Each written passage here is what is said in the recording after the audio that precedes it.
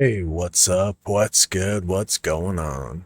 It's your boy Rhett, and I'm coming at you with the LMG today that's, well, it's pretty awesome. It only has about a 20 millisecond slower TTK than the RAPP-H, which is pretty impressive by itself because the RAPP is a monster. But I feel like it's way easier to use, way easier to hit shots on the range, so it's really worth giving it a try. And no, it's not the HCR. Definitely not. You'll see. I'll roll some clips here of this gun putting in some serious work, and we'll get into the build afterwards. And while those clips are rolling, it'd be greatly appreciated if you drop down there, hit the like and the subscribe, because I got plenty more amazing builds coming.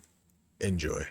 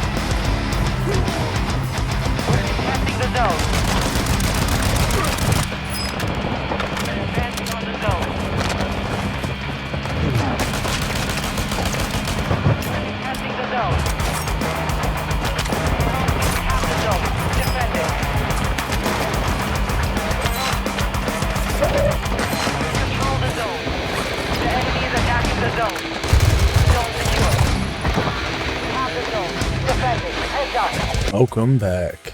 I told you it's not the HCR56, didn't I? It's the Icarus 556. And I'm telling you what, this thing is a monster. Like I said before, it competes with the RAPP-H, but it's way easier to use and way more forgiving with its fast fire rate. Not to mention it has way better mobility. This thing is like the M13 on steroids. It's a straight beamer, a head glitch ripper. I mean, this thing will save your ass time and time again. So without further ado, let's get into these attachments and tunes so you can build this thing and get out there frying people all over the map. Now up first is our F-TAC Cold Forged 16-inch barrel. This thing's going to help you with your damage range, hipfire accuracy, and bullet velocity. This attachment is vital for this gun to be a long-range beaming machine. It gives you the bullet velocity and damage range you need to compete with all the other ARs and LMGs out there. So over here on the left, we're tuning to a positive 0.19 pound weight, recoil steadiness. We are turning this thing into an absolute beamer. And since this barrel already gives us a really nice boost to our damage range and bullet velocity, we're going to go ahead and tune the bottom to a minus 0.34 inch length to aim down sight speed. We want to keep it faster than all the other LMGs out there. That's what makes this thing so much better. You got the fast fire rate, better aim down sight speed, and a similar TTK to the RAPP-H. GG's. Now our second attachment is just as important as the barrel. We're running the Gauge 9 mono suppressor. Now this thing is going to help us with our damage range, our bullet velocity, and our recoil smoothness, as well as sound suppression, keeping our dot off the compass. Now I say this muzzle is equally as important as the barrel. You could get better bullet velocity and range out of the Harbinger, but that comes at a price of less recoil control. And without the Gauge 9 running the Harbinger, at about 30-ish rounds in, you're going to get a weird S-zag in your recoil pattern. Tough to account for, especially when you're in the heat of the moment. This Gauge 9 mono suppressor virtually eliminates that S-curve, keeping this thing straight beaming. Now over here to the left, we're going to tune even farther into recoil smoothness with a positive 1.31 ounce weight.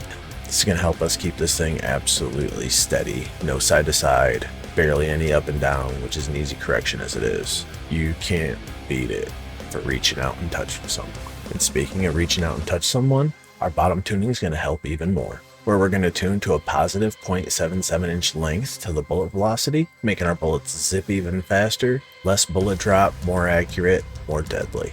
Now our third attachment on the list is the Lock Grip Precision 40. This vertical grip is going to help with your hipfire accuracy, your recoil steadiness, and your aim walking steadiness with minimal downsides. Just a little bit of an aim down sight speed penalty, which takes us into our bottom and only tuning, where we tune to a minus 0.28 inch length for aim down sight speed. We're keeping this baby snappy. And on to our fourth attachment. My personal favorite attachment is the Corvus Sol 76 optic. I truly feel like this optic has the least amount of visual recoil out of all the other optics in its class. And if you've seen any of my other videos, we tune this baby just the same as all the other ones. Over here on the left, we tune to a positive 2.32 ounce weight to the flinch resistance, helping us combat those enemy bullets while we're trying to fry.